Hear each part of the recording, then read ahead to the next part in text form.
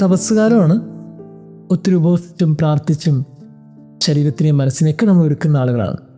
ഇനി ഒരു ശരീരത്തിൻ്റെയും മനസ്സിൻ്റെയും ഒരുക്കം മാത്രമല്ല, നമ്മുടെ ചുറ്റുപാട് പോലും വ്യത്യസ്തമായിട്ടാണ് മുന്നോട്ട് പോകുന്നത്. നമ്മുടെ ലിറ്റർജിയൊക്കെ എടുത്ത് നോക്കുകയാണെങ്കിൽ അത്യുന്നതങ്ങളില്ല, പൂക്കളൊന്നും ആൾക്കാരിൽ വയ്ക്കുന്നില്ല. വളരെയധികം വ്യത്യസ്തമായ ഒരു തപസ് കാലത്തിലെ പീഡാസഹനത്തെ ഓർത്ത് നമ്മൾ നടന്നു നീങ്ങുന്ന നാളുകളാണ്. അതുകൊണ്ട് തന്നെ കത്തോലിക്ക വിശ്വാസത്തിലെ ഏറ്റവും പ്രധാനപ്പെട്ട ഒരു നാളുകളൂടെ നമ്മൾ കടന്നു പോയിക്കൊണ്ടിരിക്കുകയാണ്. ആഘോഷങ്ങളോ നമ്മുടേതായ യാത്രകളോ സന്തോഷങ്ങളോ ഒന്നും ഇതിനകത്ത് നമ്മൾ ചേർക്കുന്നില്ല എന്നുള്ളതാണ് ഈ 40 നാളുകളുടെ പ്രത്യേകത. ഈ നാളുകളിലൂടെ കടന്നു പോകുമ്പോൾ കൃത്യമായിട്ട് ഒരു സെൻട്രൽ പാർട്ട് എത്തുമ്പോൾ നമ്മൾ എന്തുകൊണ്ടാണ് മാർച്ച് 19 മറിയത്തിൻ്റെ ഭർത്താവായ യൗസേപ്പ് പിതാവിനെ നമ്മൾ ഓർക്കുന്നത്? ഈ ഒരു തിരുനാളിൻ്റെ ആവശ്യം എന്തായിരുന്നു? ഈ ഒരു സോളമിറ്റിയുടെ ആവശ്യം എന്തായിരുന്നു? പണ്ട് മുതലേ മനസ്സിൽ തോന്നിയൊരു ചിന്ത ഇത് തന്നെയാണ്.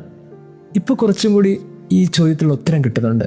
കാര്യം, ഈ തപസ്സുകാലത്ത് കുരിശിൻ്റെ വഴിയിൽ പോലും നമ്മൾ അമ്മയെ ഓർക്കുന്നുണ്ട്.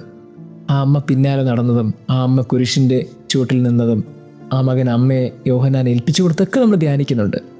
അതേ കണക്ക് വളരെ ഇമ്പോർട്ടൻറ്റ് വ്യക്തികളൊക്കെ നമ്മൾ ഓർത്ത് മുന്നോട്ട് പോകുമ്പോൾ നമ്മൾ ഒരിക്കലും മറക്കാൻ പാടില്ലാത്തൊരു മനുഷ്യനെന്ന് സഭ ഓർക്കുന്ന ഒരാളാണ് യൗസേപ്പ് പിതാവ്.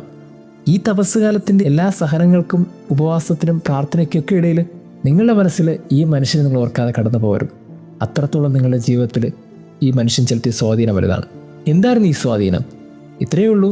തൻ്റെ സ്വപ്നങ്ങളെ വേണ്ടെന്ന് വെച്ച്, തൻ്റെ ഇഷ്ടങ്ങളെ വേണ്ടെന്ന് വെച്ച് തൻ്റെ ഭാര്യയ്ക്ക് നൽകിയൊരു സംരക്ഷണം.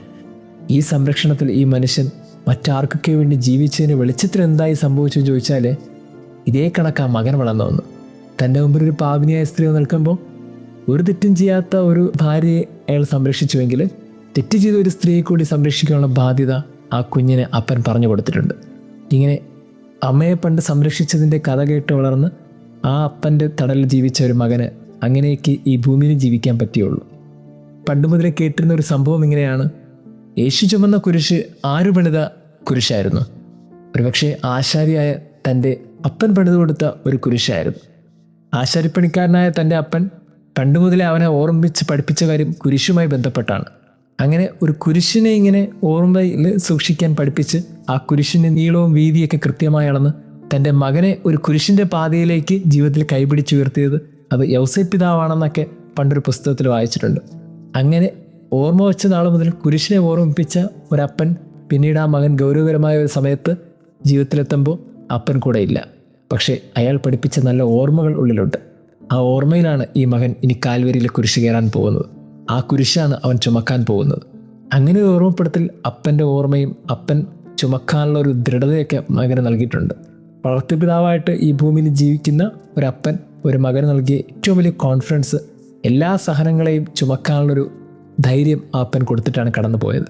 അങ്ങനെയാണെങ്കിൽ ഈ ഉപവാസത്തിൻ്റെ നാളുകളിൽ കുരിശിൻ്റെ വഴിയിൽ അമ്മയുടെ നല്ല ഓർമ്മകൾ നമ്മൾ ധ്യാനിക്കുമ്പോൾ അപ്പനെ നമ്മൾ ഓർക്കുന്നില്ല. അതുകൊണ്ടാണ് സഭ കൃത്യമായിട്ട് പ്ലാൻ ചെയ്ത് ഈ ഒരു തിരുനാൾ ആഘോഷിക്കുന്നത്. നിങ്ങൾ പരിശുദ്ധ അമ്മയെ ഓർക്കുന്നതിനോടൊപ്പം അവനെ വളർത്തിയ അപ്പനെയും കൂടി നിങ്ങൾ ഓർത്തിരിക്കണം.